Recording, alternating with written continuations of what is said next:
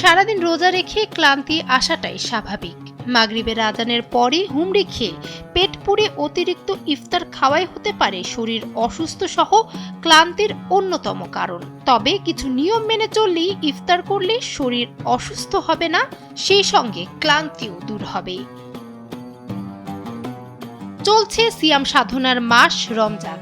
সারাদিন রোজা রেখে মাগরিব অবধি শরীর অত্যন্ত ক্লান্ত হয়ে পড়ে। তাই বেশিরভাগ মানুষই রোজা খুলে পানি পান করে অতিরিক্ত ইফতার খাওয়া শুরু করে। এর মধ্যে বেশিরভাগই খাবার হয় অতিরিক্ত তেলে ভাজা।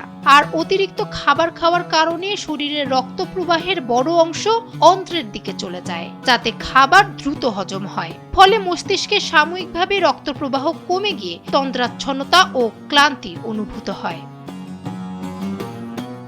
বিশেষজ্ঞদের মতে রোজা খুলে খেজুর ও পানি পান করে কিছুক্ষণ অপেক্ষা করে খাবার খাওয়া উত্তম। এতে শরীর হজম প্রক্রিয়ার জন্য সময় পায়। ইফতারের তালিকায় খাবার হিসেবে ভাজা পোড়া কমিয়ে ছোলা, ফল, সালাদ, স্যুপ বা হালকা প্রোটিন সমৃদ্ধ খাবার রাখলে সবচেয়ে ভালো হয়। আর খাবারগুলো তাড়াহুড়ো করে না খেয়ে বরং ধীরে ধীরে চিবিয়ে গ্রহণ করতে হবে।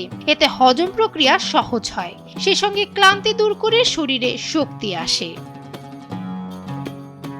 ইফতার শেষ করে কিছুক্ষণ পর 1 কাপ চা কিংবা কফি শরীরে ক্লান্তি দূর করতে পারে। তবে অতিরিক্ত চা বা খুব কড়া কফি এড়িয়ে চলাই ভালো। এছাড়া ফল, ফলের রস, শরবত, ডাবের পানি সহ তরল জাতীয় খাবার বেশি বেশি গ্রহণ করতে হবে।